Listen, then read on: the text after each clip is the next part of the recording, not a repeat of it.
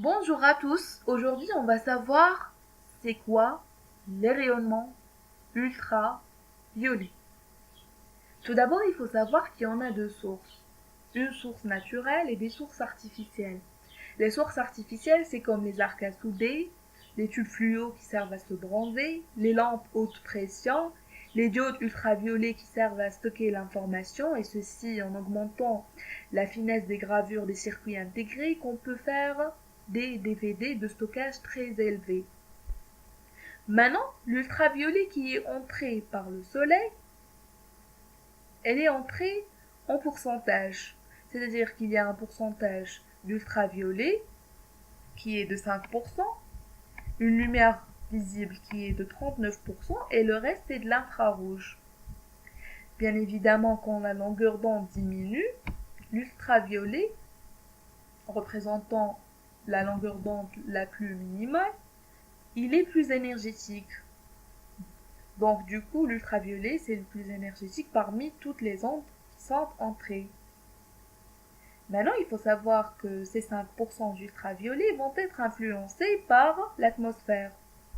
Il y en a des nuages hauts qui vont diminuer de 5 à 10% d'ultraviolet, des nuages moyens qui vont diminuer de 30 à 70% d'ultraviolet. Les nuages sombres, eux, ils peuvent complètement diminuer, complètement enlever l'effet de l'ultraviolet à 100%.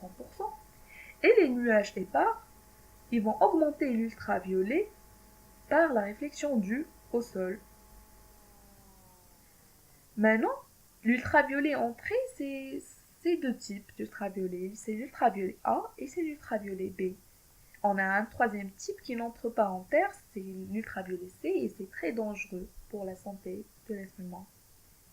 Donc l'ultraviolet A, il sert, son effet sur l'être humain, c'est qu'il détruit le collagène de la peau, ce qui entraîne des rides, voire même il peut faire des modifications génétiques de la peau, ce qui entraîne le cancer.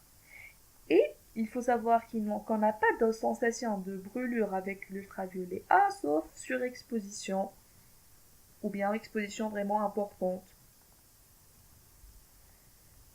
L'ultraviolet B, maintenant, il entre en pourcentage. 40% entrent jusqu'au derme et les 60%, ils sont bloqués. C'est cet ultraviolet B qui sert à se bronzer et elle peut être arrêtée soit par le verre, soit par les nuages, comme on vient de le voir, et elle peut entraîner des brûlures de premier degré, qui est le coup de soleil, voire même des brûlures de troisième degré, suite à une surexposition. Elle peut entraîner la lésion des yeux. C'est pour cela qu'il faut se protéger avec nos lunettes solaires, bien évidemment avec les écrans solaires. Maintenant, voyons les facteurs qui vont influencer l'ultraviolet. Tout d'abord, le temps. Entre 10 heures et 14 heures de la journée, l'ultraviolet entre en 60%.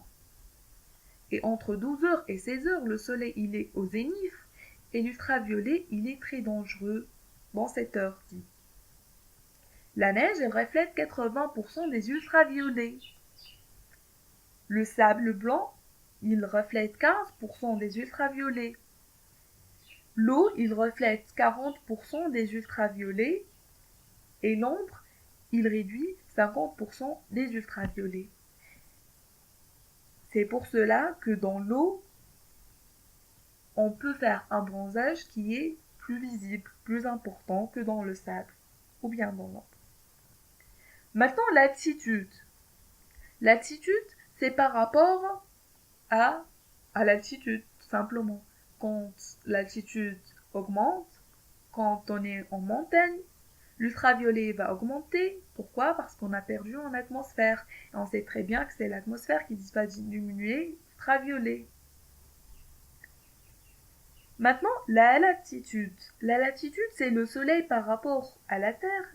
Et en conclusion, ce sont les pays qui se trouvent dans l'équateur qui vont être le plus influencés par l'ultraviolet.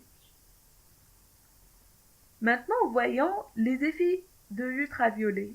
Tout d'abord, on a un effet sur la santé de l'être humain. car il sert à aider à la création d'une substance appelée la tryptamine. Et cette tryptamine, elle va aider l'être humain à avoir une bonne santé psychique. Aussi, c'est primordial pour la synthèse de la vitamine D et pour le traitement de certaines maladies de peau, ainsi que pour la vision des animaux, de quelques animaux, ainsi que pour la navigation de quelques insectes, etc. C'est pour cela que des pays comme le Canada ont remarqué que l'ultraviolet est très nocif s'il augmente, c'est-à-dire qu'il faut préserver notre atmosphère, préserver la couche d'ozone et préserver la nature, en d'autres mots. Et merci beaucoup pour votre attention. See you next time.